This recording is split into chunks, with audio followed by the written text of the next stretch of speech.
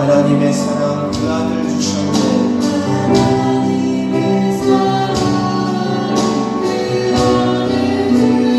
그의 피로 우리 구원받았네.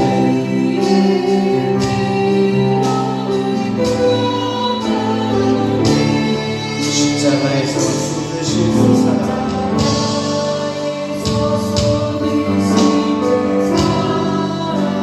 강같이 온 땅에 흘러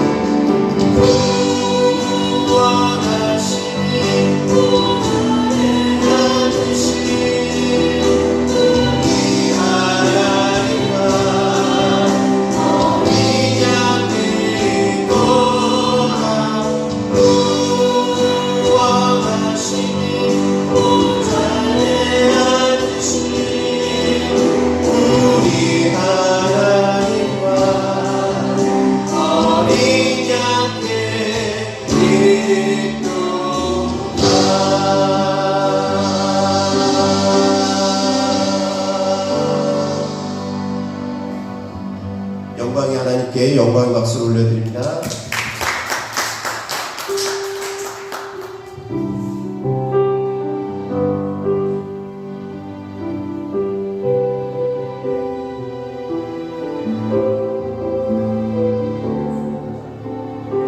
내게 허락하신 시련을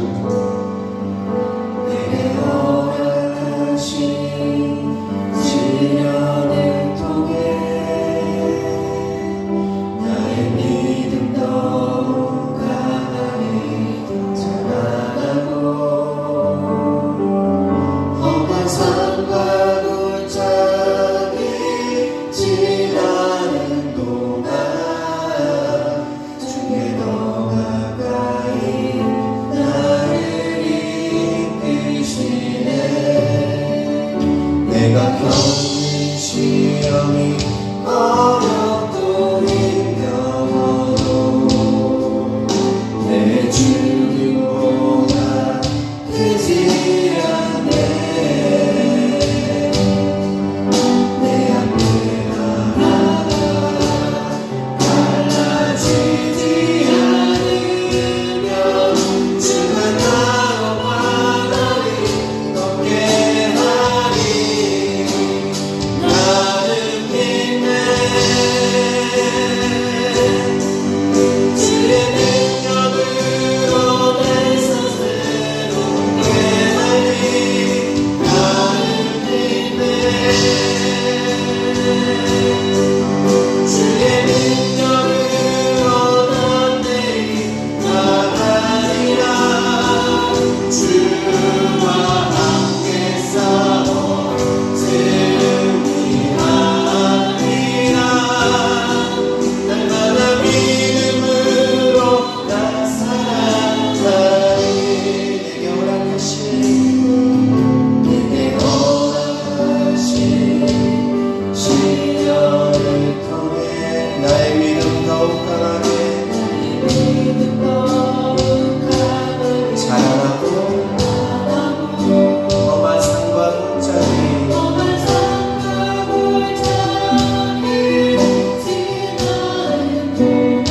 주께 더 가까이 나를 이끄시네. 내가 겪는 시험이 어렵고 힘겨워도 내 주님보다 크지 않네. 내 앞에 하나가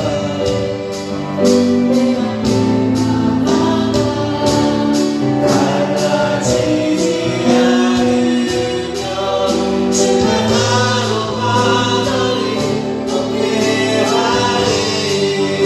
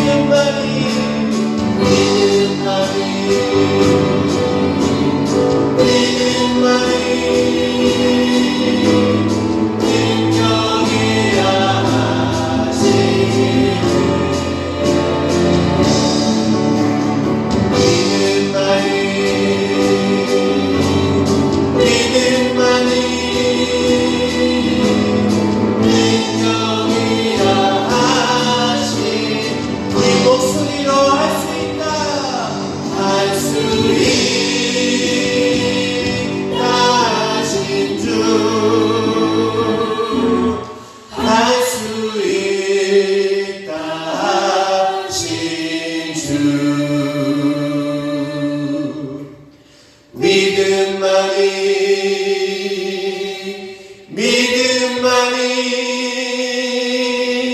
능력이라 하시네. 믿음만이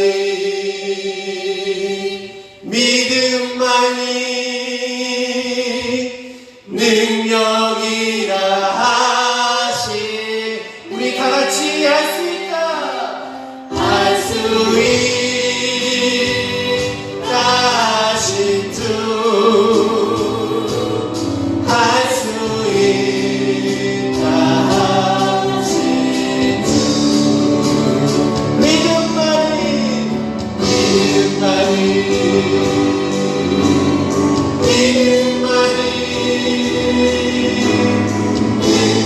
능력이라 하시네.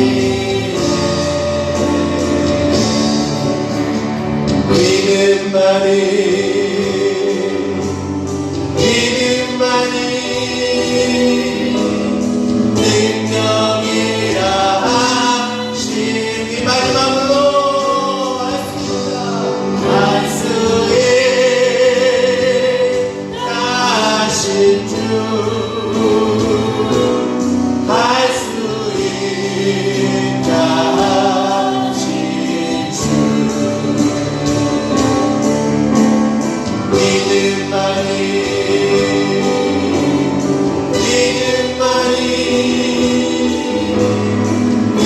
능력이라 하시네.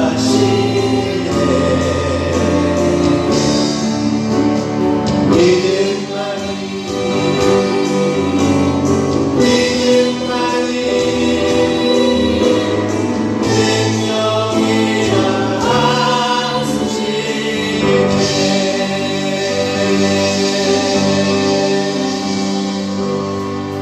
아멘.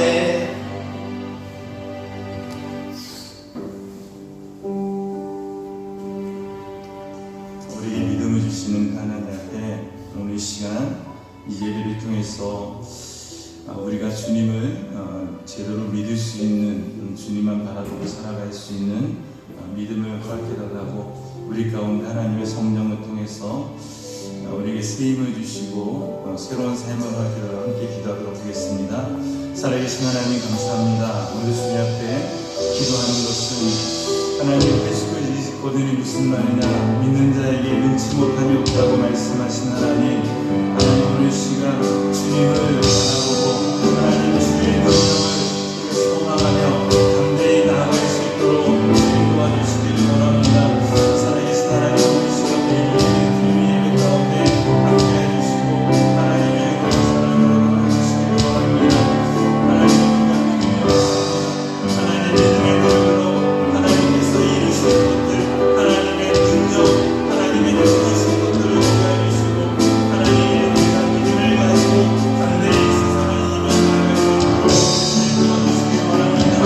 하나님께서 아버지를 믿음으로 부르셨던 이 성도 선수들 이제 마무리하게 해주시면 감사합니다. 하나님 이제 성공을 하고 있기 때문에 이 모든 남은 주님과 하나님 찾아가 주시고 아버지가 이곳에서 새로운 시작을 주시기를 수 있도록 아버지의 생명을 통해 아버지를 믿는 놀라운 사건을 경험할 수 있도록 오순절 마가다라 강처럼 하나님 이곳에서 성령이 임하시고 각 사람의 성령이 아버지를 가시사 하나님께서 우리에게 사용하시는 대로 우리가 새로운 나무를 만들고 벽을 거치며 아버지의 백성의 성가를 나누며 하나님의 그릇으로 살아가는 아버지의 그릇에 해주시기를 원합니다. 살아계신 하나님, 오직 믿음만이 능력인 것을 고백합니다. 하나님, 우리의 믿음을 주시옵소서. 우리의 믿음을 주시옵소서. 우리가 이 삶에 들어온 자유로운 우리라 말하며 그대로 되어주려 하나님의 능력을 못하게 하시기를 원합니다. 살아계신 하나님, 주님을 찬양합니다. 하나님, 받아주시기 원합니다. 우리 다 같이 하나님 앞에 사도신경으로 신앙 고백하도록 하겠습니다.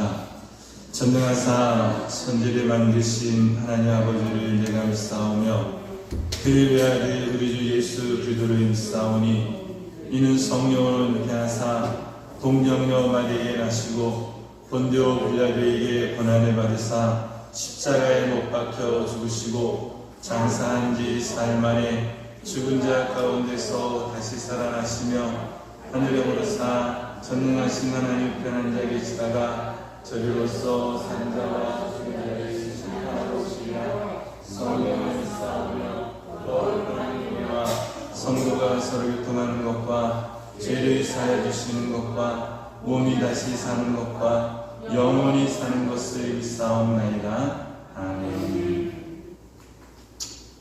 네, 우리 하나님 앞에 준비한 예물을 봉헌하도록 하겠습니다.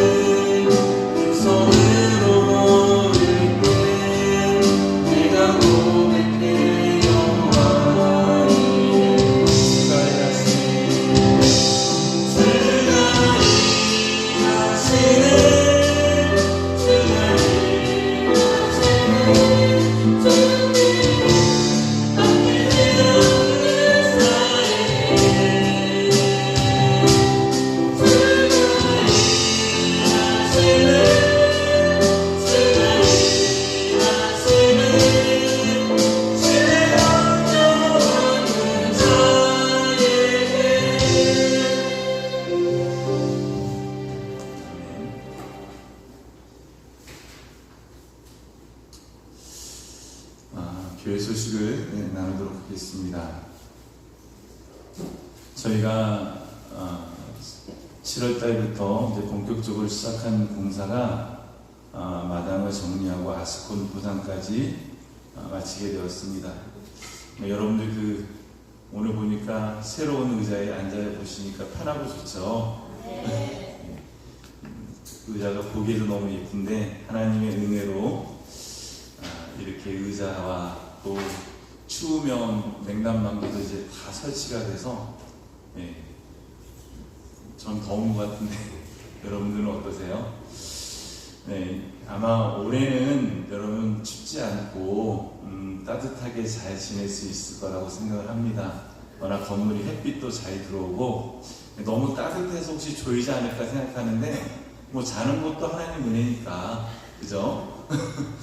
그래서 교회 가서 내가 푹 자고 왔다 이게 만족함이라도 있었으면 좋겠습니다.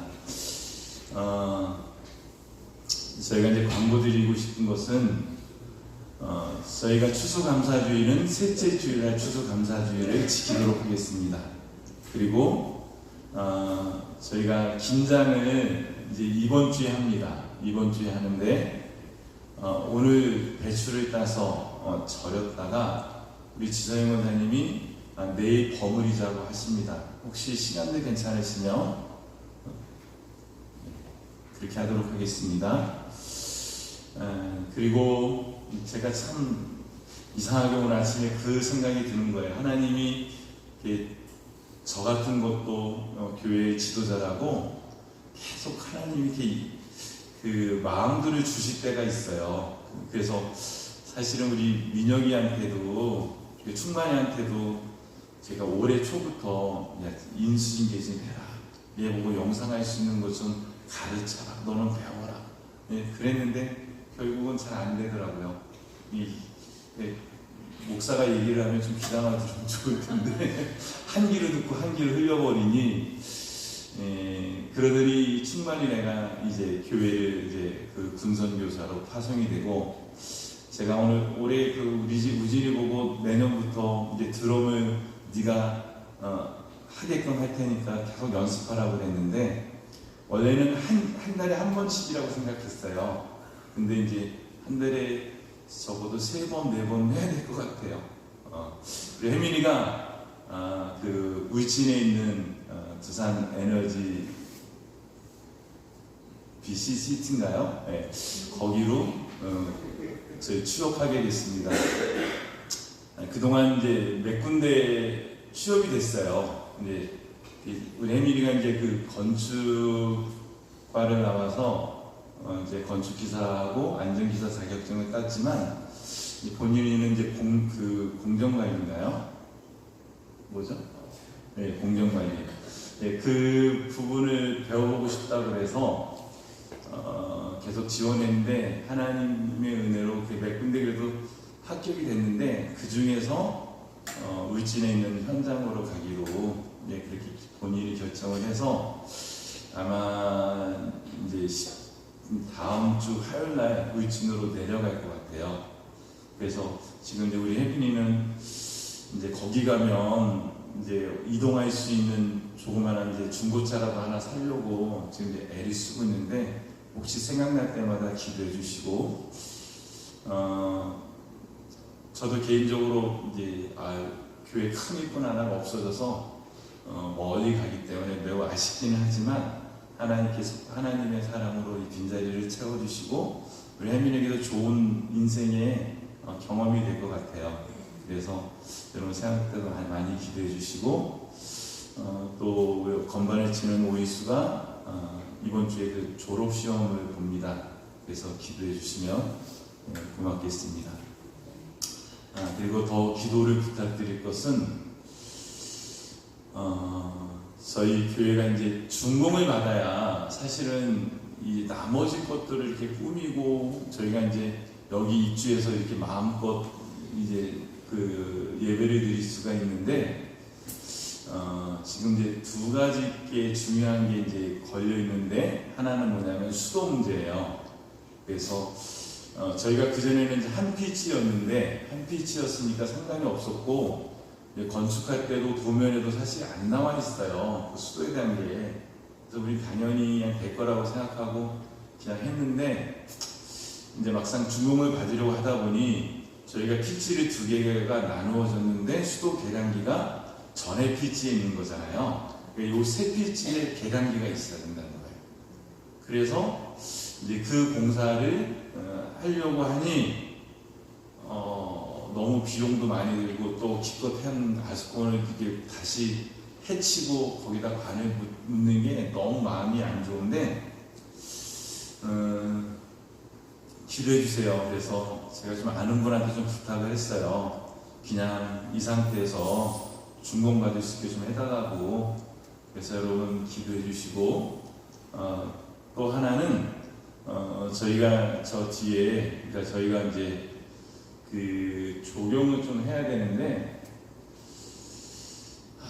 이게 참 너무 속상한 게 아니 그 측량 사무실에서 이제 설계를 그려준 곳에서 미리미리 좀 이제 얘기를 하고 양해를 구하면 한 번씩 나와서 봐주면 되는데 항상 뭐라고 하냐면 다 끝난 다음에 나오겠다. 그러니까 딴 데는 그렇게 하겠죠. 뭐 딴 데는 다 끝나면 이렇게 하겠죠. 근데 저는 그래도 나중에 이런 일이 있을까봐 미리 좀 한번 나와달라고 사정사정했는데 결국 일이 이렇게 됐습니다. 그러니까 그런 게 너무 속상한 거예요. 좀 도와주는 김에 아니 뭐 한번 나와서 이렇게 잠깐 보고 잘못된 게 있으면 미비된 게 있으면 이렇게 해라 그래주면 좋을 텐데 그냥 본인들은 딴 현장은 그렇게 했다고 다 끝난 다음에 쓰레기까지 다 치우고 차선도색까지 다 치우고 그리고서 본인들 부르라고 그러면 이제 그때 와서 하다 생기면 이제 지금 같은 일이 생기면 어떡하나. 그래서 참 내 마음대로 안 되는구나. 그래서 기도밖에 없습니다. 그래서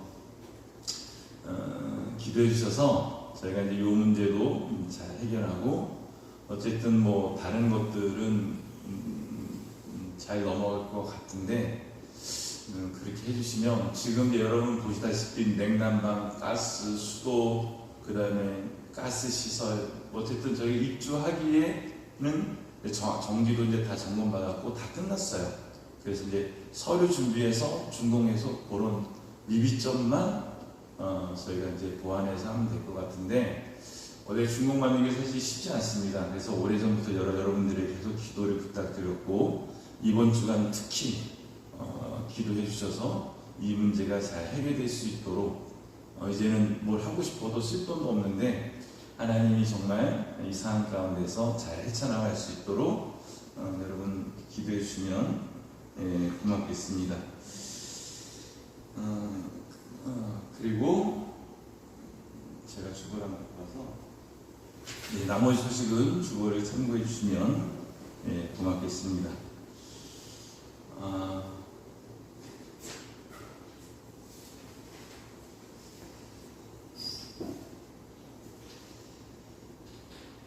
네, 그리고 오늘 주일 식사하시고 공동의회를 잠깐 개최하도록 하겠습니다.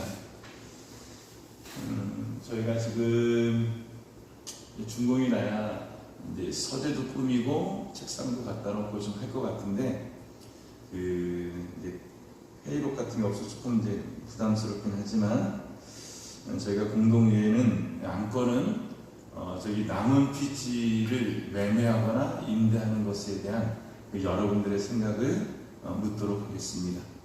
그래서 잠시 설명드리면 저희 교회가 지금 빚이 총 2억이 있는 거예요. 2억이 있는데 그거를 저 토지를 마침 구입하고 싶어 하시는 분이 생겨서 저거를 팔고 빚을 다 털어버리고 갈지 여러분들의 의견을 구하도록 하겠습니다. 들으신 영혼을 기도하겠습니다. 좋으신 하나님 감사합니다. 오늘 주님을 사랑하는 마음으로 매 식사를 할 때마다 성례를 떼어 주님께 올립니다. 또 하나님 힘겹게 일하고 수고함으로 얻은 그 수입의 10의 1조를 주님께 드리고 감사의 예물을 주님께 드립니다. 또 건축원금과 선교원금 그 밖에 주정원금을 주님께 드립니다.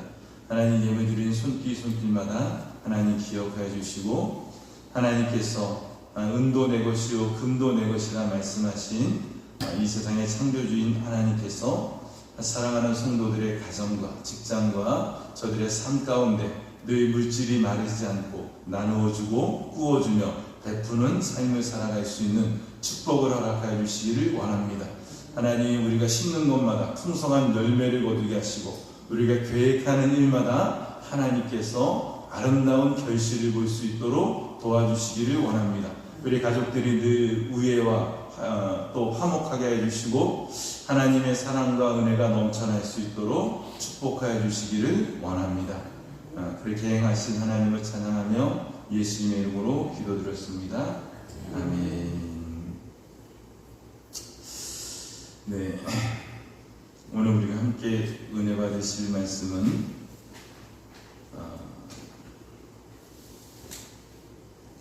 출애굽기 25장 10절부터 22절 말씀을 저희가 함께 공독하도록 하겠습니다.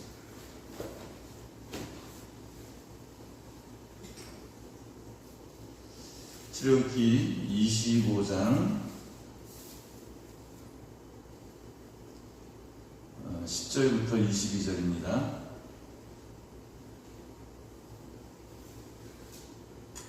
출애굽기 25장 같이 봉독하도록 하겠습니다. 시작. 이스라엘의 하나님을 보니 그의 발 아래는 죄송합니다. 25장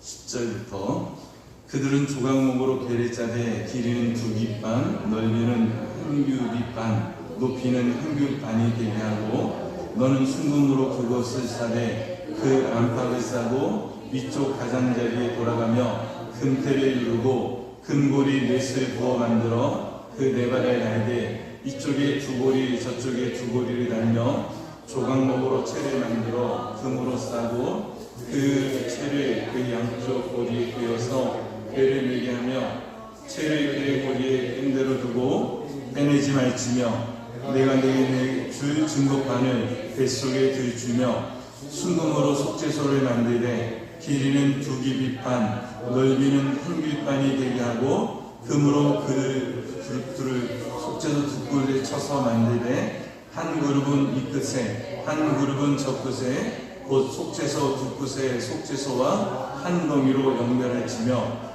그룹들은 그 날개를 높이 펴서 그 날개로 속죄소를 덮으며 그 얼굴은 서로 대하며 속죄소를 향하게 하고 속죄소를 궤 위에 얹고 내가 내게 줄 증거판을 뱃속에 넣어라. 거기서 내가 너와 만나고 속죄소 곧 증거궤 위에 있는 두 그룹 사이에서 내가 이스라엘 자손을 위하여 내게 명령할 모든 일을 내게 이르리라. 아멘. 오늘은 그 지성소에 관한 이야기를 좀 나누려고 합니다. 제가 지난 시간에 잠깐 말씀드렸지만 이 출애굽기가 25장으로 넘어오면 읽기가 굉장히 어렵습니다. 뭐라고 하는지 도대체가 모르겠어요. 그래서 여기 있는 이 치수나 뭐 이렇게 재료에 대한 호칭 이런 것도 낯설고 굳이 그거를 만드는 거를 이렇게 구구절절하게 막 이렇게 쓰니까 이게 참 이해도 안 되고 읽기도 너무 어려운데 오늘은 그 25장에 그 성소를 만들어라 라고 명령하신 다음에 첫 번째 그 성소에 들어갈 중요한 부분이죠. 지성소에 관한 이야기를 하고 있습니다. 여러분 지성소가 사실 오늘 뒤에 TV가 나오면 제가 그 PPT를 준비해서 설명드려야 되는데 TV가 지금 아직 준비가 안 돼서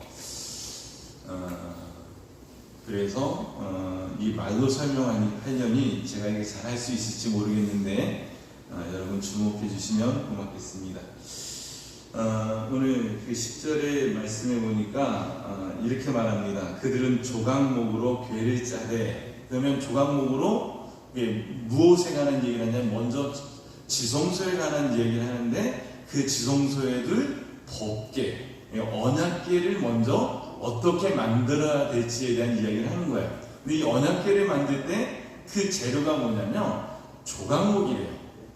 근데 이 조각목이라는 건 사실 좀 우리에게 좀 어떤 오해를 일으킬 소지가 있고요. 이게 이제 그 히브리어로 시딤이라고 해서 이게 이제 그러니까 우리나라로 치면 아카시아 나무예요. 아카시아 나무. 그러니까 조각목이라고 하는 건 아카시아 나무입니다. 근데 저도 이제 아카시아 나무를 이제 흔하게 주변에서 보지만 아카시아 나무는 뭐가 강하죠? 생명력이 강해요. 그래서 그 뿌리가 제가 예전에 어른들한테 들을 때 아카시아 나무를 막 없애야 된다고 계속 그러는 거예요. 그래서 아니 봄에 꽃도 피고 거기서 그 꽃을 이렇게 따서 먹기도 하고 제가 볼 때는 좋은 게 많은데 가시가 좀 있지만 왜 굳이 그렇게 없애라고 말씀하실까 그랬더니 어른들이 뭐라냐면 아카시아 나무가 살아있으면 그 뿌리가 4kg, 5kg를 간다는 거예요. 그만큼 생명력이 강해요. 그래서 이 사막지대에, 이 팔레스타인 사막지대에도 흔하게 볼 수 있는 게 이 아카시아 나무예요.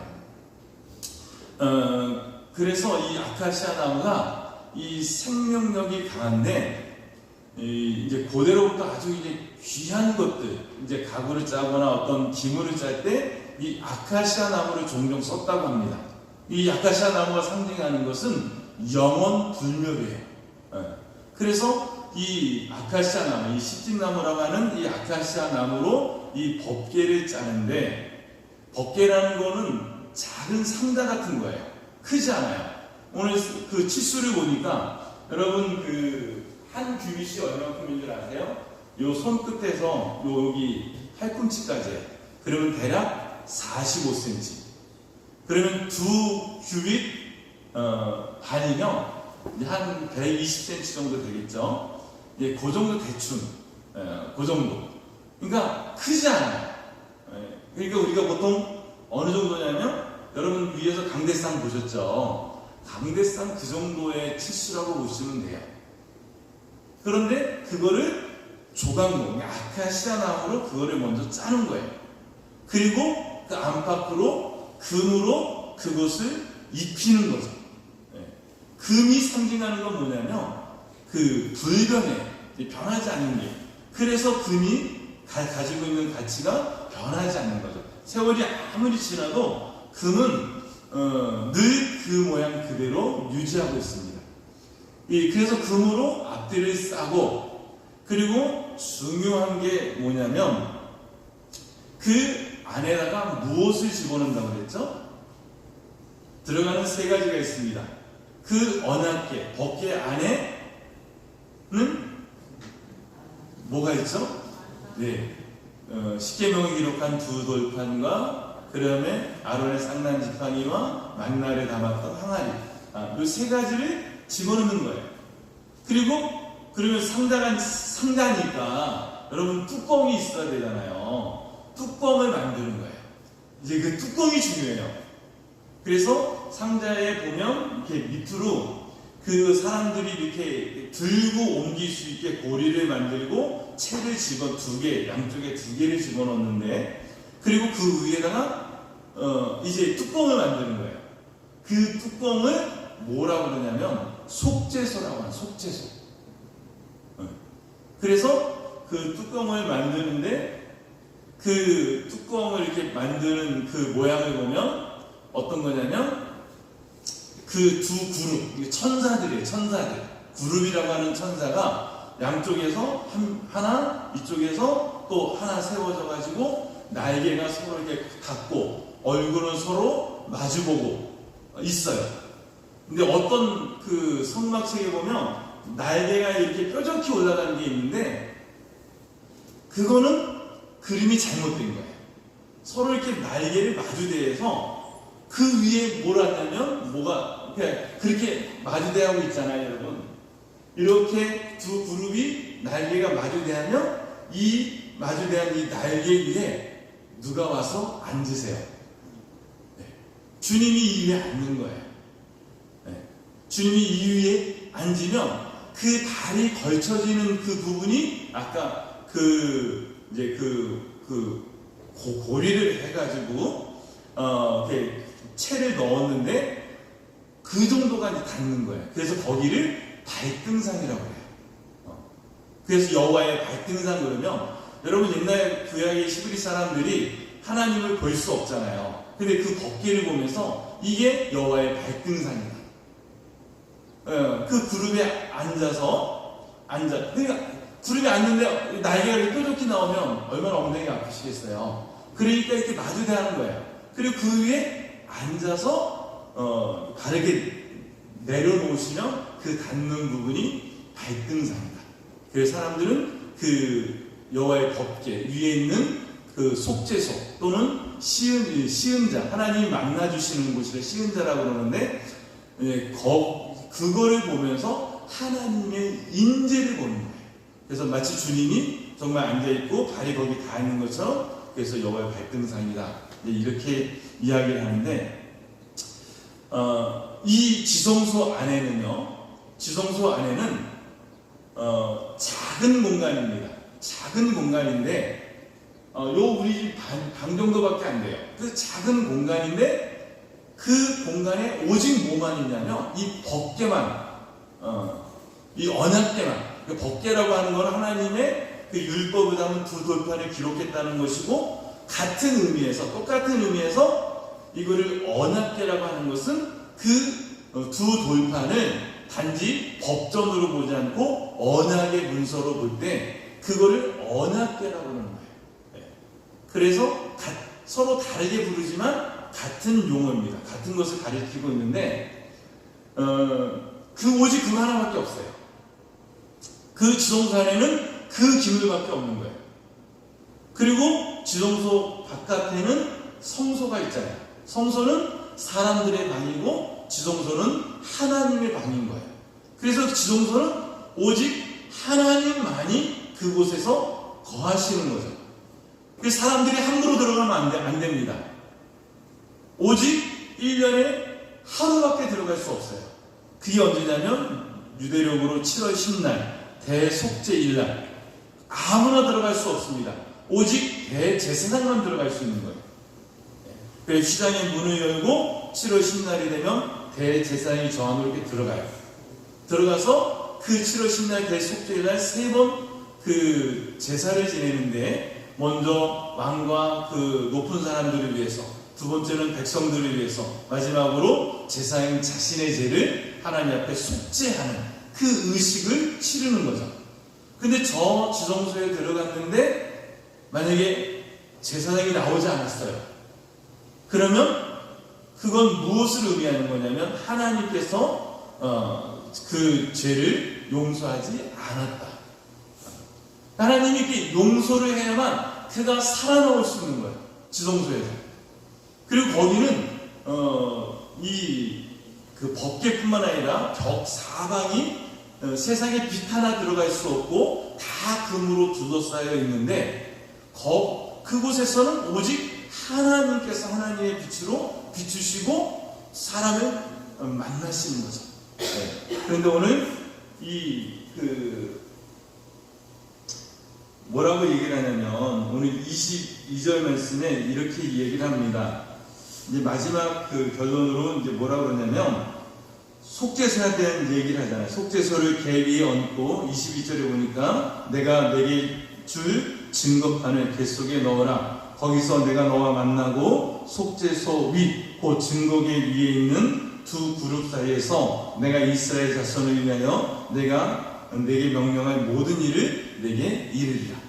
그러면 하나님은 이스라엘 백성들을 어디서 만나시는 거죠? 네. 하나님이 이스라엘 백성들을 만나는 장소를 지정해 주셨는데, 그게 어디냐면 바로 이 증거계, 그러니까 법궤 위에, 속죄소 위에서 만나시겠다는 거예요. 그래서 거기서 너희에게 명령한 모든 일을 내가 너희에게 이르리라, 이렇게 말씀하고 있습니다. 그래서 하나님은 어디에 임재하시냐면 지성소에 임재하시는 거예요. 사실 하나님은 온 우주 만물, 모든 곳에 하나님은 계실 수 있지만, 특별히 이 하나님의 이 집을 지정하시고 그곳에서 내가 너희와 만나겠다라고 이 언약을, 약속을 맺어주심으로써 이 백성들이 하나님 앞에 그곳에 가서 만날 수 있는 그런 곳이 바로 이 성소입니다. 그래서 이 성소에는 오직 법궤밖에 없는데, 이 성소에 들어가려면 반드시 지은 죄에 대한 용서가 있어야 됩니다. 오늘 보면 언약궤를 만드는 그 중요한 얘기를 하고 있는데, 17절 말씀 보니까 속죄소를 어떻게 만드냐면, 순금으로 속죄소를 만들되 길이는 2규빗 반, 넓이는 1규빗 반이 되게 하고, 순금으로, 그러니까 아까 말한 것처럼 한 120 정도에서 한 70cm 정도, 60 정도, 그러니까 그 정도 되는 그 상자를 만드는 겁니다. 그리고 그 상자를 만든 그 위에 속죄판을 이렇게, 그게 이제 속죄판이 되는데, 속죄소가 되는데, 대제사장은 1년에 한 번 양이나 염소의 피를 흘려서 속죄소로 들어갑니다. 그리고 그곳에 하나님이 임재하시는 겁니다. 이스라엘 백성들이 하나님 말씀을 다 지킬 수는 없었습니다. 말씀을 어기는 사람이 있는데, 그리고 하나님의 앞에 부지 중에 지은 많은 죄들이 있는데, 그것들을 하나님 앞에, 그 속죄소 앞에 나가서 그 죄 씻음을 받아야 받는 겁니다. 그리고 하나님의 임재를 경험하고 하나님의 말씀을 듣는 거죠. 그곳에서